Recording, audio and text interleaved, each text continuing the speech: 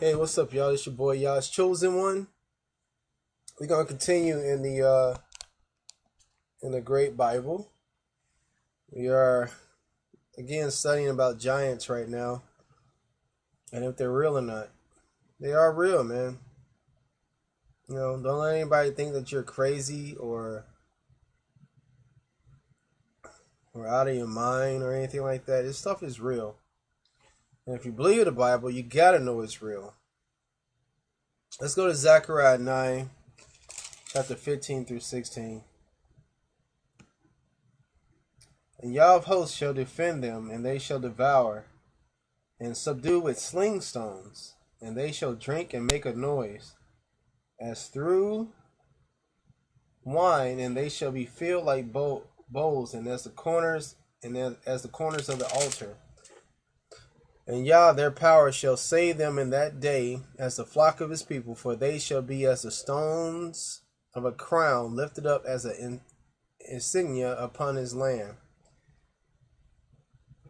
The Most High is gonna use us as sling stones, man, to destroy and crush Satan and his army.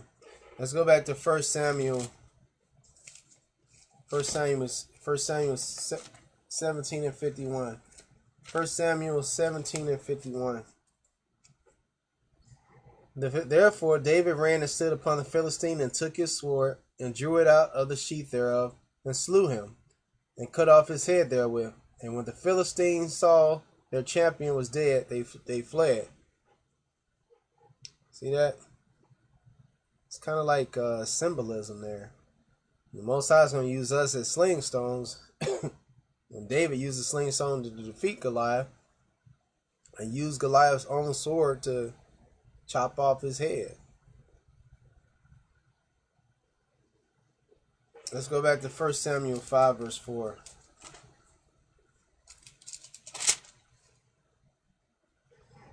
And when they arose early on the morning, behold, Dagon was fallen upon his face to the ground before the ark of Yah. And the head of Dagon and both the palms of his hands were cut off upon the threshold. Only the stump of Dagon was left to him. See that? Cut him up. Cut him up, man. Cut him up. Dagon's head was cut off. That's what he's going to do to Satan, man. He's going to get rid of all this crap, man. He has really weakened the nations, man. He's going to get rid of all this.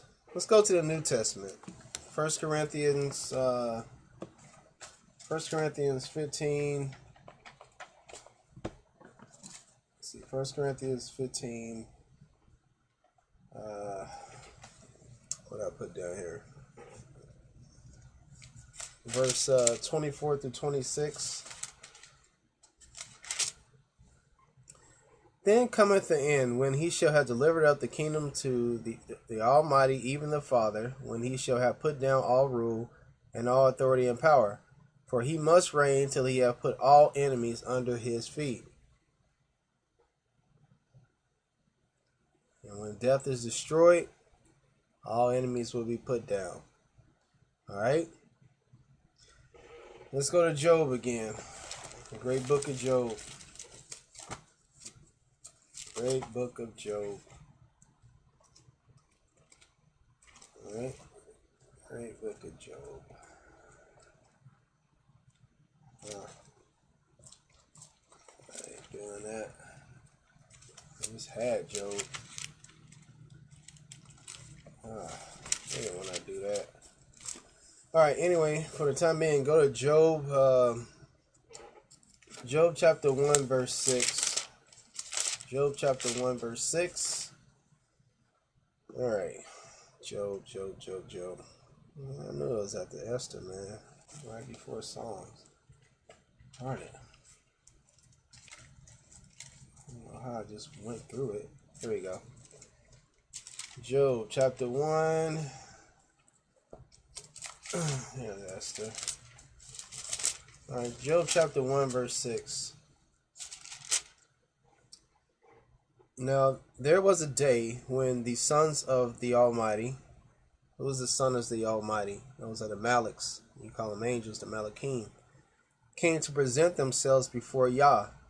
And Satan came also among them. So they still had access to the heaven. They still had access to the gates of heaven. All right, let's go to Job 2 verse 1.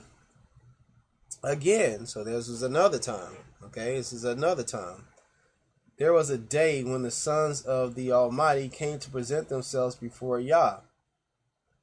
And Satan came also among them to present himself before Yah. See, this guy had access to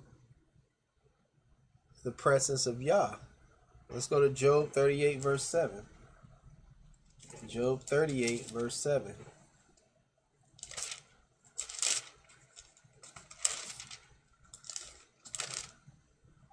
When the morning stars sang together, and all the sons of the Almighty shouted for joy. As you can see, there is no question that throughout the Bible, sons of God, stars, are all symbolic of Malaks, or angels. That's what they are. So when people say, oh, sons of God, that's like the sons of Seth, or it's the son of such as, no, those are sons of the Almighty. It's the Malachim is what they call them. Those are actual angels, man. All right, go to Deuteronomy 4 verse 19. Deuteronomy 4 verse 19. All right, Deuteronomy 4 verse 19. Unless thou lift up thine eyes unto heaven, and when thou seest the sun, and the moon, and the stars, even all the hosts of heaven, shouldest be driven to worship them, and serve them, which Yah thy power have divided unto all nations under the whole heaven. See that? Stars, sun, moon. Don't lift up your eyes to worship them. You know what I'm saying? Shouldn't do that. Shouldn't be driven to worship them. Let's go to Isaiah 14 verse 13. Isaiah 14 verse 13.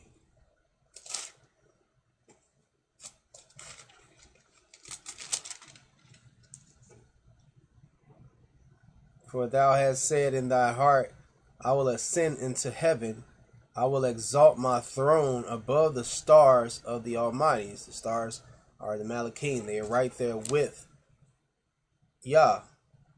I will sit also upon the mount of the congregation in the sides of the north. Sons of God, again, those are the Malachim. Let's go to Revelation 12 verse 4. Revelation 12 verse 4.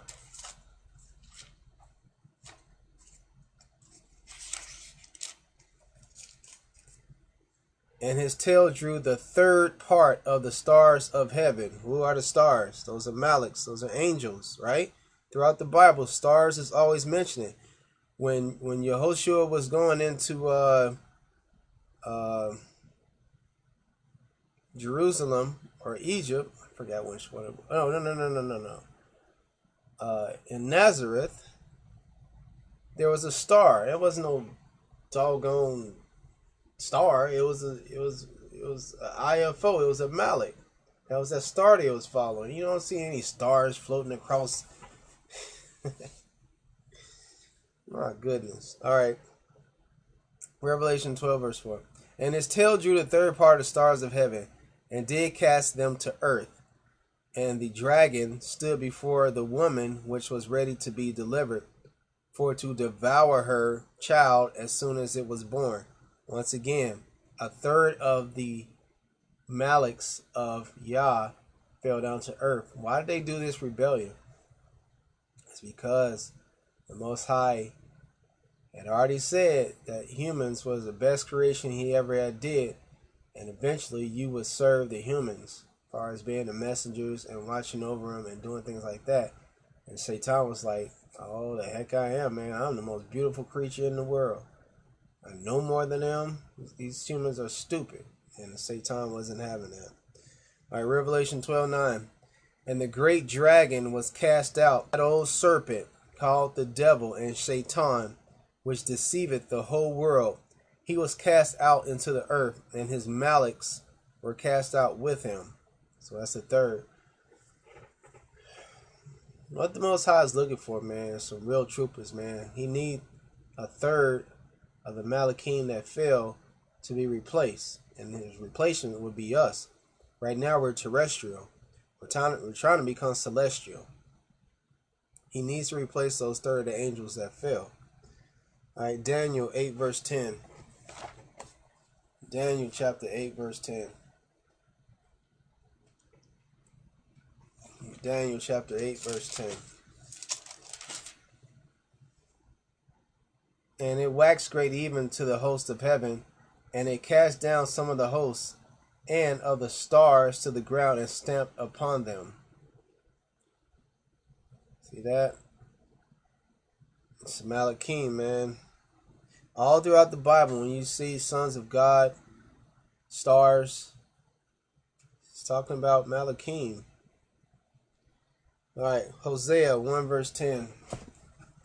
And man, bear with me right here because my skills on these little books, which have tons of information in them, I always go past them and everything. So bear with me with the prophets here.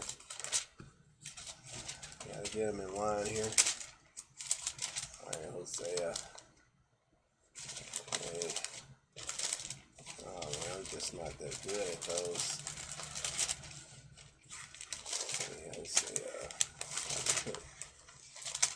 Micah, Joel, jeez. Obadiah, Amos. Hosea's gotta be close. There we go, Hosea. So we have Hosea 1 verse 10.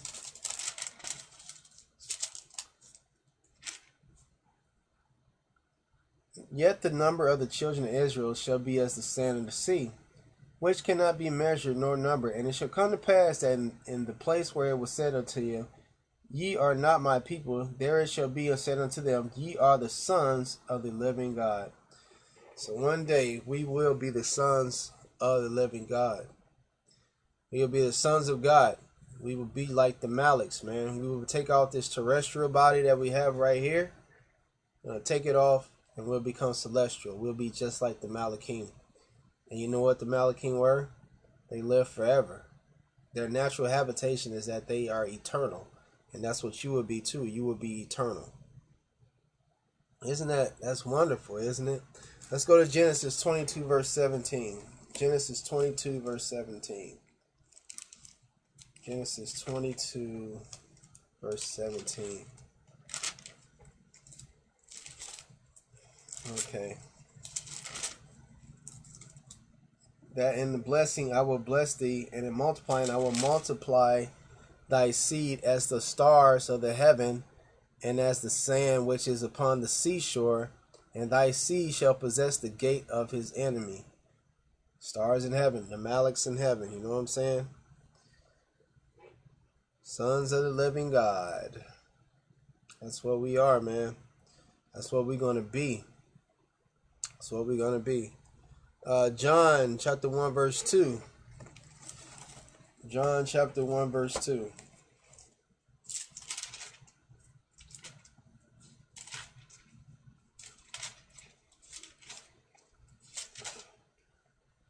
The same was in the beginning with, wait a minute. What is this?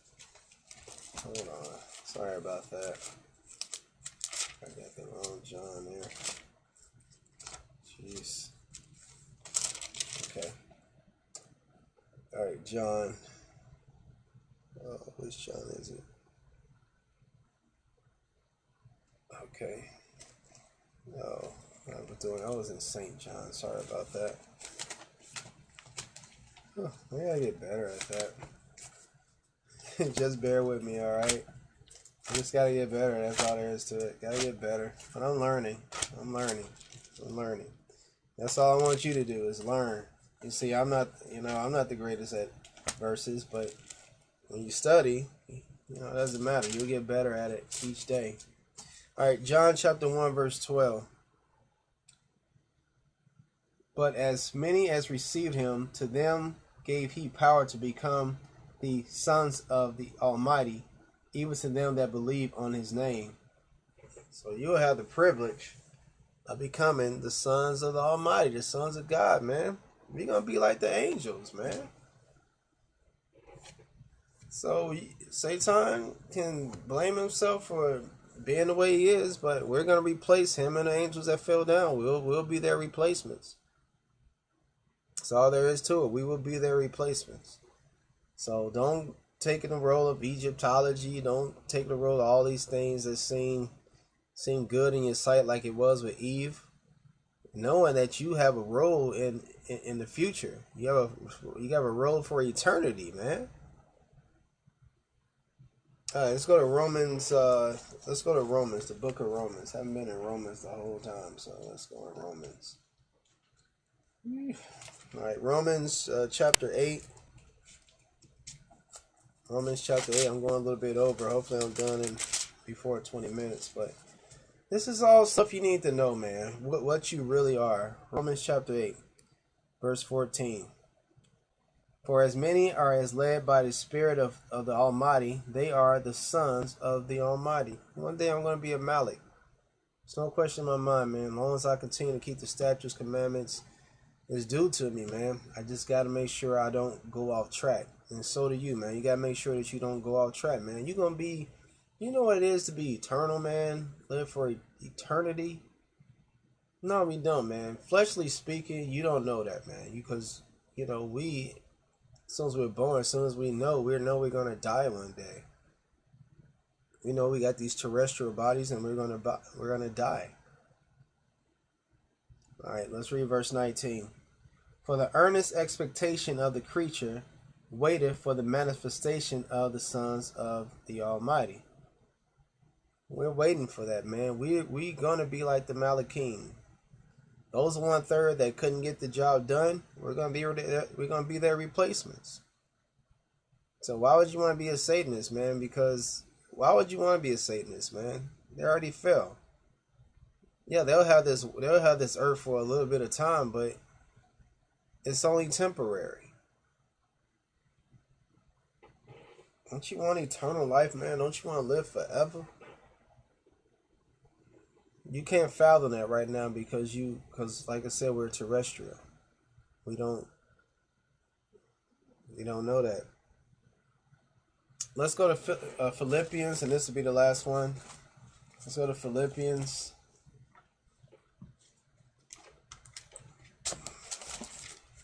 Once again, find Philippians. Yeah, see, I'm not that good.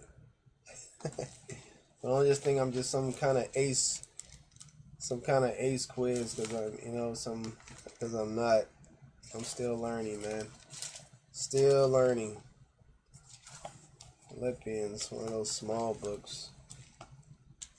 Yeah, it's toward the end.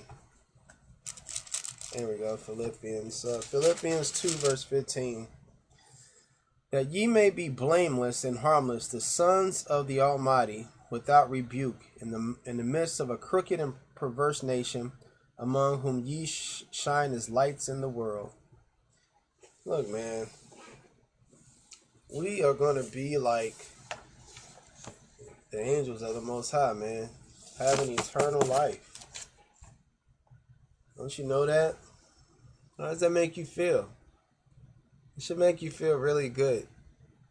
And all that he asks that you do is just obey his statutes, commandments. That's all that he asks. Hold up your end of the bargain. And he definitely going to hold his end of the bargain. All right, shalom.